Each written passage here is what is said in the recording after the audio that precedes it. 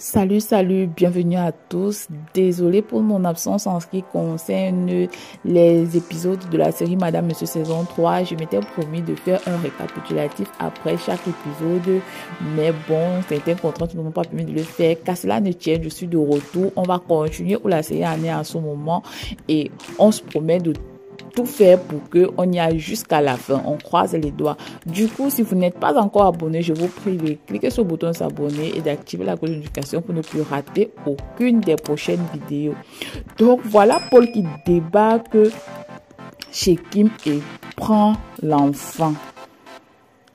Le gars a débarqué chez Kim comme d'habitude et a trouvé sa maman.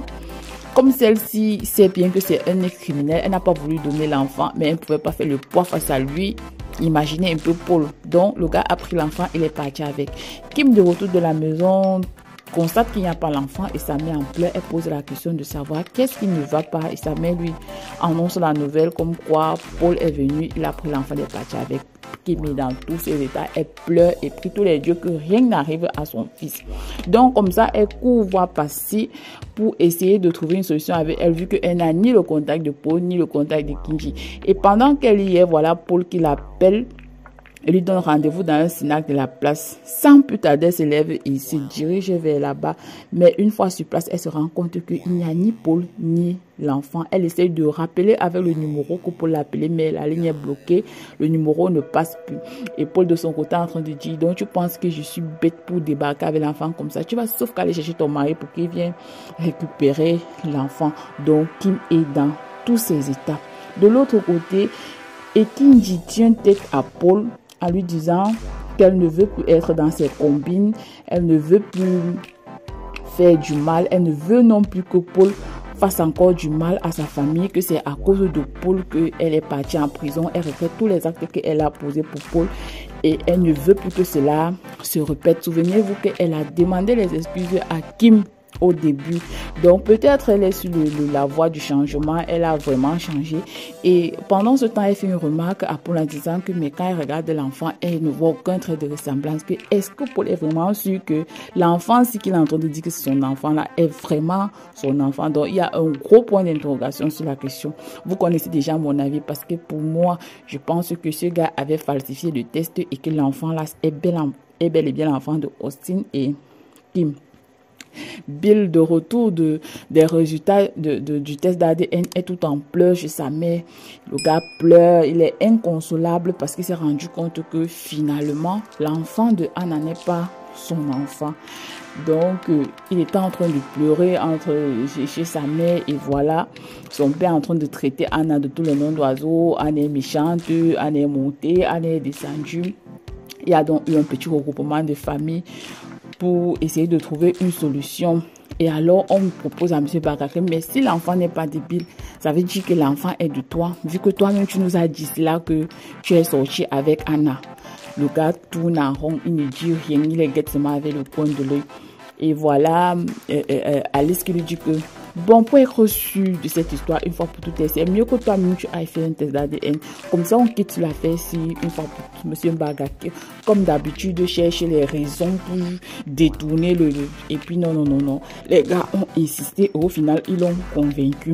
Il a décidé donc que oui, il va faire le test d'ADN, mais le bon monsieur voulait le faire en catimini avec son docteur et patati patata. Il lui dit que non, papa, tu vas faire ça dans une structure bien déterminée et tu n'iras pas seul. Donc au final, il ira faire le test avec Hélène. Mais comme monsieur Mbaga, c'est monsieur Mbaga, vous tous vous le connaissez très bien. Je suis sûre qu'il va aller embrouiller Hélène là-bas et va faire les choses un genre. Et le test là va sortir que ce n'est pas lui le père. Pourtant, nous tous on connaît très bien que c'est lui le père de l'enfant. Donc, attendons de voir la suite. Pirolet et Miranda de leur côté. Miranda a décidé de rentrer au village. Elle a embarqué ses choses, fait ses valises et a dit que bon, c'est trop. Moi, je rentre au village.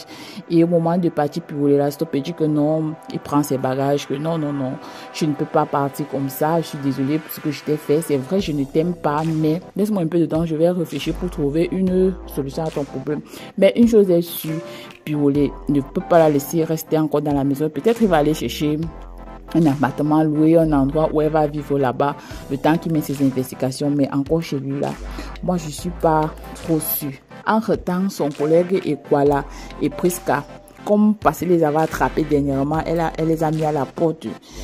Et arrivé là-bas, arrivé dehors, le gars son billet de 2000, il donne à Priska que, bon, on va d'abord squatter un peu chez une de tes copines en attendant qu'on trouve une solution. Priska lui dit qu'il ne peut pas. Moi, je n'ai personne ici à Douala. Je connais moi, personne.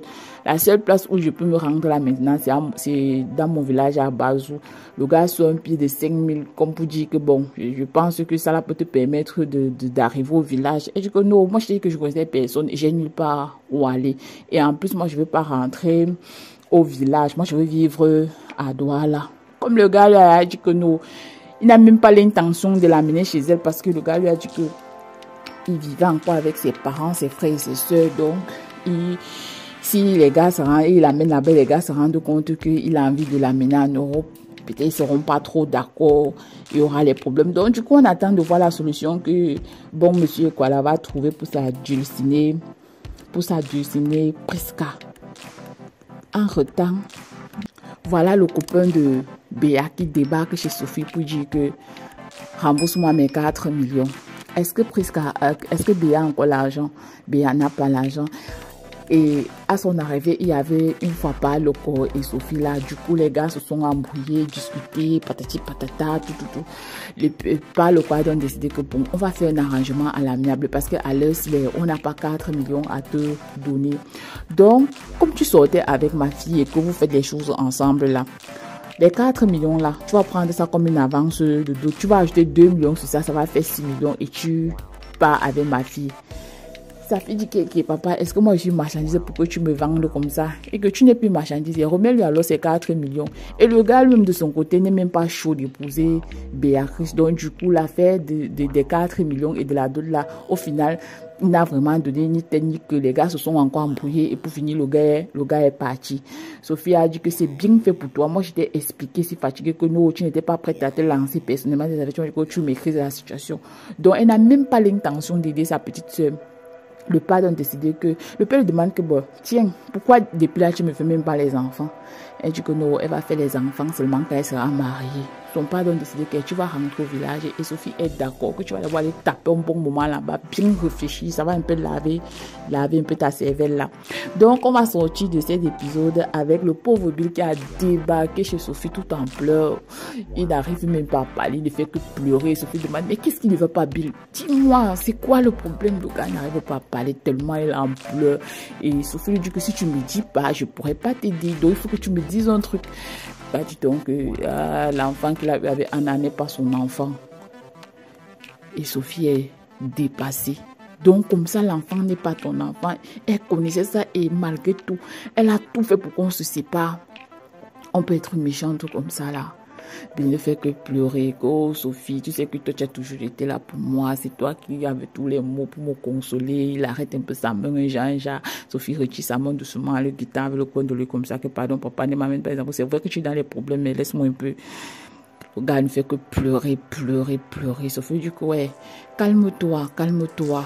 Mais en retard, si tu doutes aussi de nos enfants, tu peux faire un test sur nos enfants pour voir s'ils sont vraiment des enfants. Du coup, non, ce n'est pas ça. Moi, je t'ai toujours fait confiance et tout. Patati patata. Bon, on attend de voir ce qui va se passer. Est-ce que vous pensez que cette situation-là, que Bill traverse, va amener un genre de rapprochement entre les deux là? Bon, pour moi, il n'y aura rien. C'est mort parce que Sophie, quand elle a pris ses positions, Elle a dit qu'elle aimait son gars là. Mais bon, on ne sait jamais. Quelque chose va se passer. Bon, en commentaire, vous me dites ce que vous avez retenu de cet épisode et vous me donnez votre point de vue par rapport à toutes les situations qui sont passées. Et on discute un peu. Merci et à plus pour de prochaines vidéos.